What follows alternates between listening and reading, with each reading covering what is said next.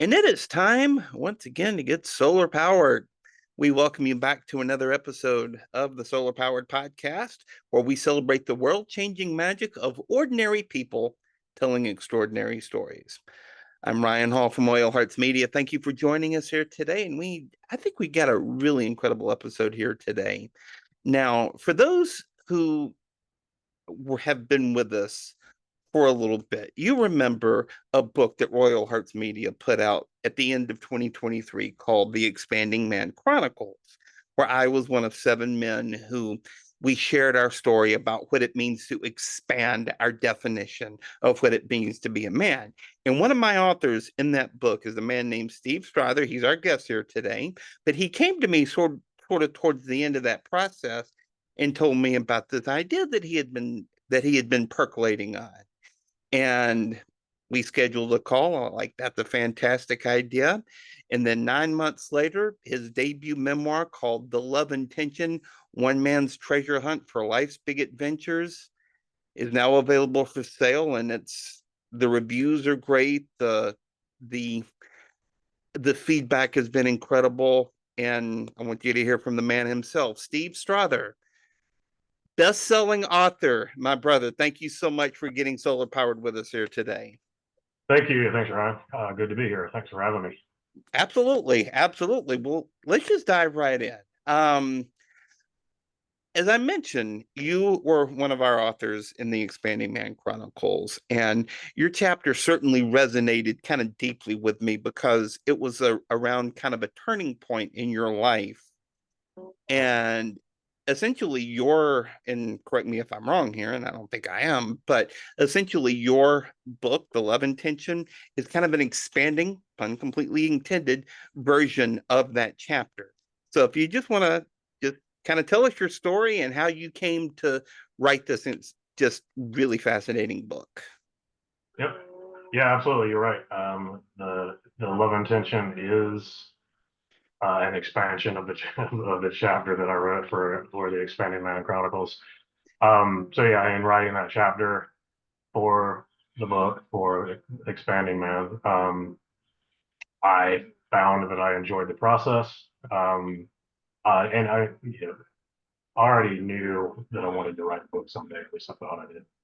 That kind of solidified it for me and showed me some of the process that I would have never seen had access to before, like getting it ready for publication. But yeah, I mean, in the chapter that I wrote in Expanding Man Chronicles is focused on one specific, very intense event in my life, an extreme panic attack where I'm like laying on the floor, balled up, can't move, paralyzed practically, and basically paralyzed with fear. Um, and that chapter is all about how I basically rose out of that position. I eventually got up and just decided, hey, I'm gonna figure out how to get better, right? And then how that led to me having a stronger connection to love, and then that's where the love intention came in. That was like that experience in the story that I told, Expanding Man, was the beginning, and a very big beginning, like again, very intense. But it was really just the beginning of that, of realizing there's something bigger.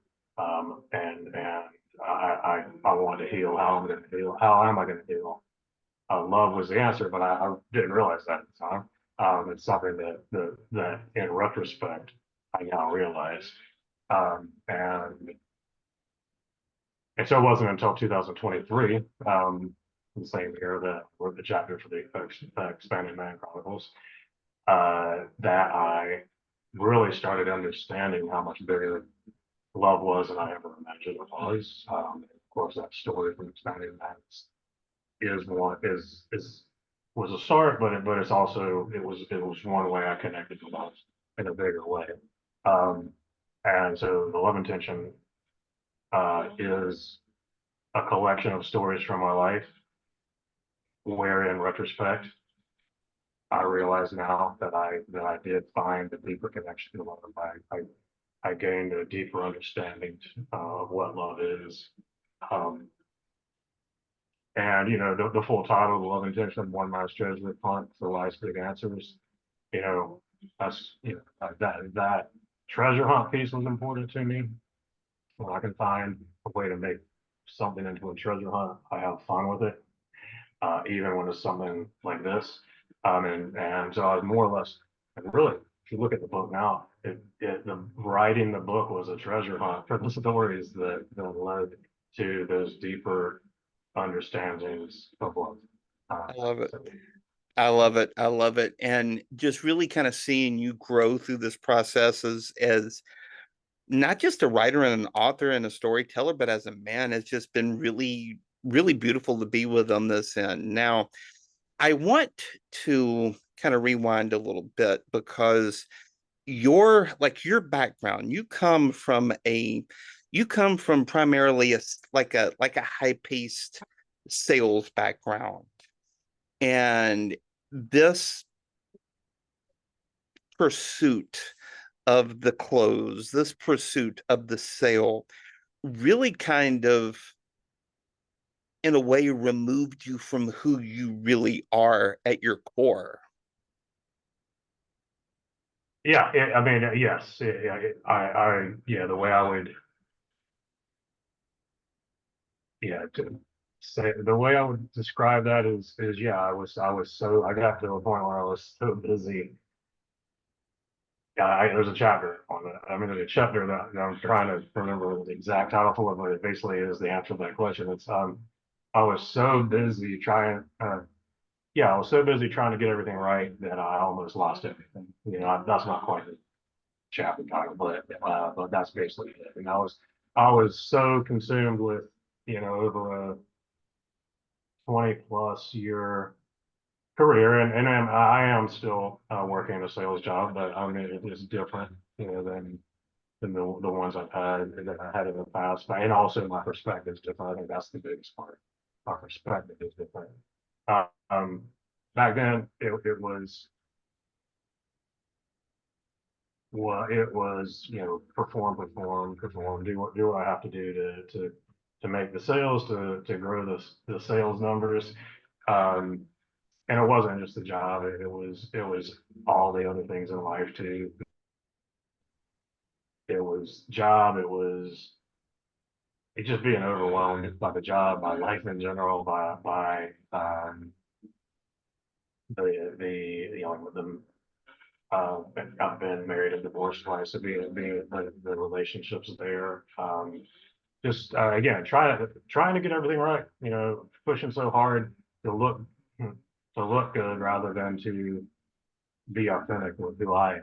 And I mean, again, I mean, a lot of great things happened in those years. Don't get me wrong. Of course. Um, but I have a daughter and a stepson, and a lot of great things, great memories too.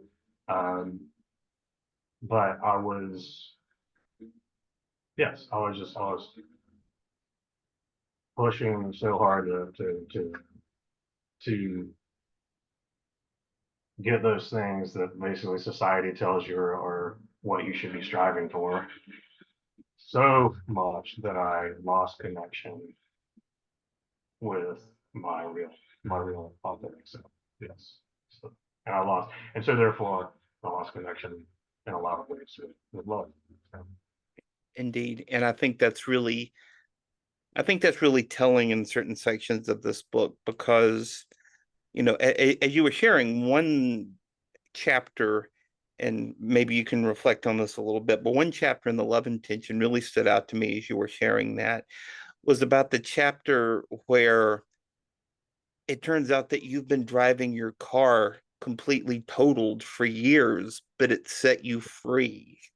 yeah.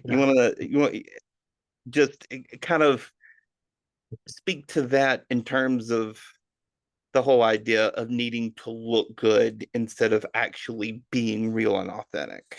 Yeah, yeah, sure. Yeah, so yep, I totaled my car and it set me free. That's the title of that chapter, and it's true. I I I was backing out of a friend's driveway. It's a long driveway, and I was trying to avoid her Jeep, which was to my right, to the point where I wasn't looking enough to my left, and I might have been going a little faster than I should have been, but I sideswiped a tree, and just like dented all up and down the driver's side of my every section of the driver's side of my car was dented, and still is. Yep. But this happened back in, when was it, 2021, I think. Yeah, 2021. So about 3.5 years ago. I was stressed out. Oh my gosh, I know. Yeah, I made a basically a big mistake there. That was all my fault. It was a single car accident, and of course a tree was involved. But and I was like, oh my gosh, what am I gonna do? I just started a business. I wasn't in the best place for buying a new car, um, or period. And I also like that car a lot. I like the color, habanero orange, um, and it's a manual transmission, Volkswagen Jetta. I love the way it drives. The manual transmission is a big part of it because they are not easy to find anymore. So I was all stressed out, and then one day, like toward the beginning, and my friend, the one who's tree I sideswipe, said, "Well, maybe you can just keep the car," because the insurance company took me straight. I found out a week later, of course, I should say, the car was totaled. It took about a week. Um, and she's like, "Well, maybe you should check out if there are any other options." And so I did. I called my insurance company, and they said, "Yeah," because they made it sound like there was one option. Your car is totaled. Here's the check. Here's what you're going to get. They just wrote it off. Yeah, exactly. So, but I asked the questions, found out I could keep the car on what's called an owner retained title, or sometimes called a salvage title in some states. Um, and even then, I had to think about it. Like, do I want to do this? I mean, drive this car around all dented up. Um, I looked around at options. There weren't any real good ones. No habanero orange Cheetahs out there. There were manual transmission at the time, and I'm like, I finally, what's the big deal? The only thing that's wrong with this car that's going to keep it from passing, and there's nothing that's going to keep me from being able to drive it. The one thing that'll keep it from passing inspection is the side mirror was torn off. Right. So, and I verified that with the body shop to make sure that was the only thing that would keep it from passing inspection. They said, "Yep, you're exactly right. That's the only thing." Well, dang. And so I decided, I'm not, hey, I mean, why is it such a big deal? I love this car, and it still looks pretty good. A lot of people see it and don't even see that it's dented, still, um, which is pretty amazing that it's totaled when that's the case. But and I just started. I realized. I mean, I had to. I had some I had an insurance claim on a car when I was 25 because somebody broke into it and did some damage to it. Um, I got the insurance money and I fixed what I needed to be fixed, but I drove it around with a couple dents in it. And I didn't care when I was 25 if my car had a few dents in it. So why would I care at 53, I think I was at the time. I'm like, yeah, and in fact, feels kind of good. It reminds me of what it felt like back then, right? And when I wasn't so worried about how things looked and having things be, trying to keep up with the presentation of life rather than the actual living of life, I think is a great way of putting it. So Yeah. yeah, Yeah. yeah, Trying to keep up with the Joneses, but ends up losing the race anyway. yeah, right, exactly. Yeah, You know, something that came to mind as you were sharing that, and I think is really I think a beautiful theme in the love and tension is that,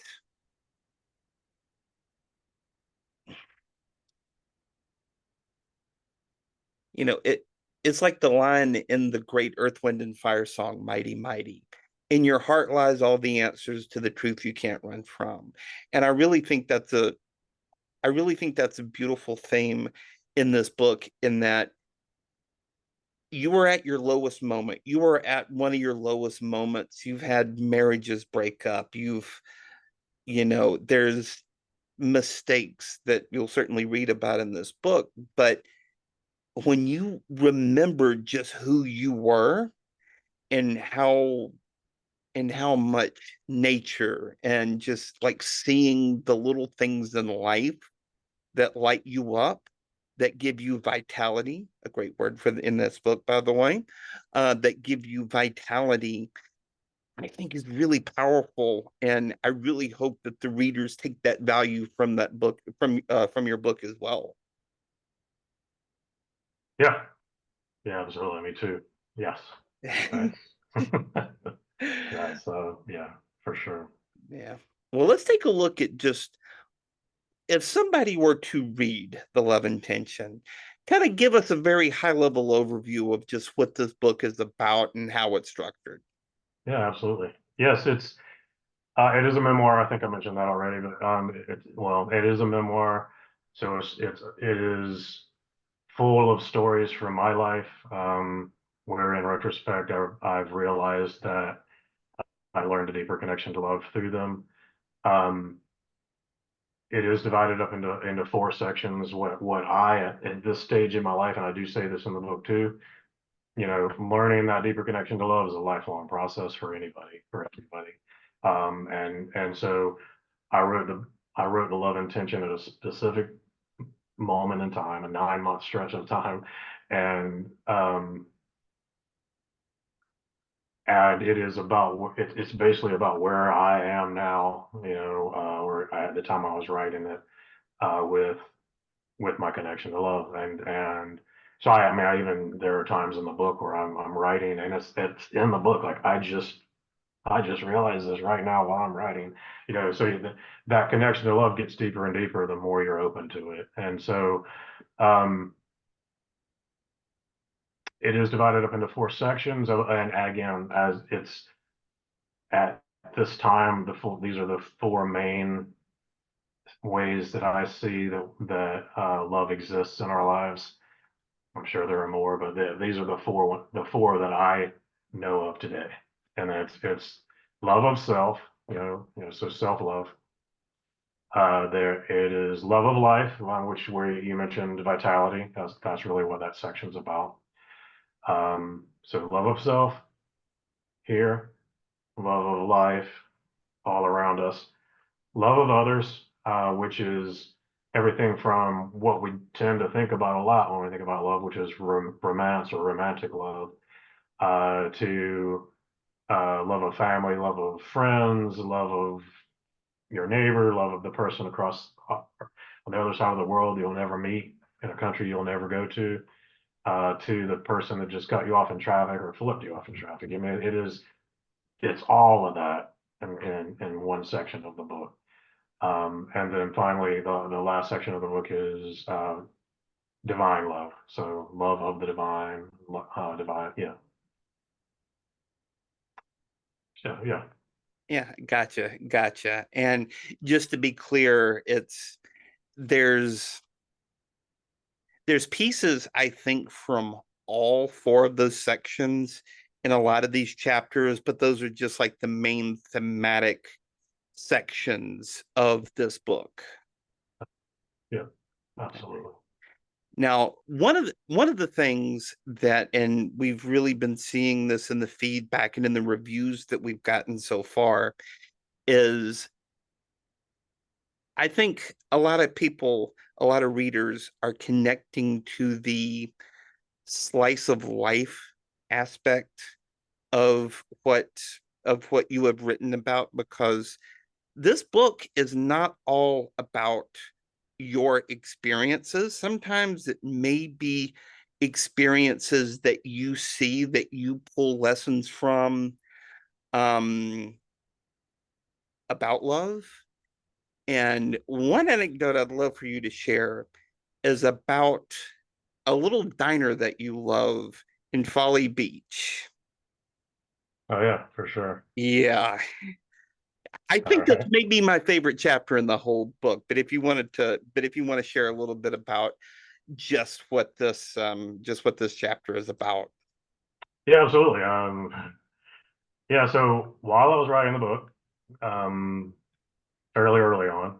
I decided to take a little long, like 3 day trip to Folly Beach, South Carolina, one of my favorite beaches, 3.5 hours away or less from where I live in Charlotte, North Carolina.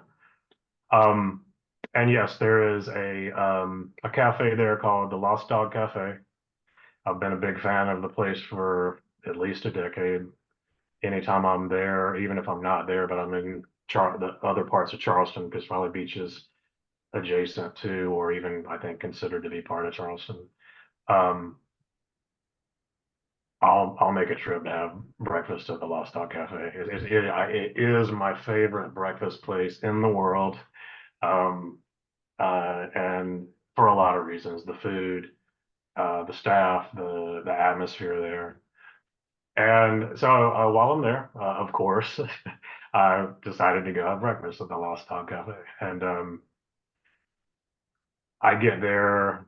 I don't know, maybe 9 o'clock in the morning, and it's pretty full, even at this February, and it's not tourist season in South Carolina for at the beach. So I get there, it's pretty full. There's a line for tables, but there are open seats at the bar inside, which is like where the barista is and making all the coffee, lattes, etc. So I decided to go sit at the bar, which I love to do anyway, because you get a little bit more local flair there a lot of times, which is definitely true there. There's a lot of tourists at Lost Dog Cafe. Most of them aren't sitting at the bar, and but a lot of people that are more locals will come in to grab a cup of coffee, and they know each other, they know the barista. So so I'm sitting there having a breakfast, and this young man, maybe about 30 years old, walks up to the bar right beside me. I'm seated. He's standing. He starts. He strikes up a conversation with the barista, who's a woman about the same age, and they know each other, of course. They're both locals. Oh, and talking about things that they both know about around town, events, things like that. And then as she's making his drink, and I didn't catch what kind of drink it was. I actually wasn't paying full attention to this conversation. I came into it at the right moment, just hearing what I heard. So she asks, "Do you want a shot in that? Uh, Maybe a shot of love." And I mean, I'm assuming she meant some type of flavor that he usually gets, and she knows what that is, and that's what the shot of love means. But right after she said that, he says, "If love is on the menu, then make it a double." Oh, And and I'm like, wow, I just cannot believe I just heard him say that. Like, it was such, I mean, I was just, the timing was great. He said it in such a way that it was just like solid, right? It wasn't even like a line or anything. It's just, uh, it just came natural to him, right? And I turned around, I turned to him, I said, "I love that. I'm gonna have to remember it." And yeah, he said it's a line from a song. I cannot find the song. So, but that's that vitality thing. There's a lot of vitality in that, between in that conversation.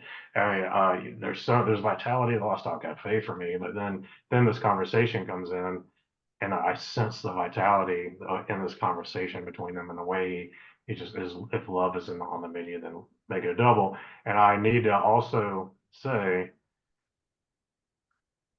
that is, I didn't realize at the time, but that is the moment that I really got connected to the writing of this book. I had already written 4 chapters, I think, by this point, 4 or 5, I don't know. Um, and that is the point where it all really started to click, you know. So there's a chapter about it, and then really everything from there kind of flowed. Yes, yeah, yeah, yeah. No, that was definitely that section was that chapter especially was really where you found your voice and really where you found kind of your slice of life yeah, um look into your life. And I think that's really where it kind of turned.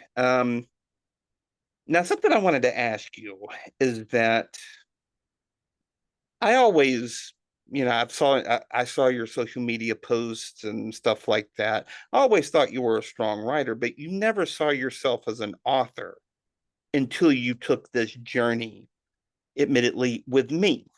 Um, and I would love, just for the people listening, people watching, I'd love to get some thoughts from you about just what that process taught you, um, about your story, about how to tell your story, and also just really kind of what you learned from that personally, this whole process of writing this book.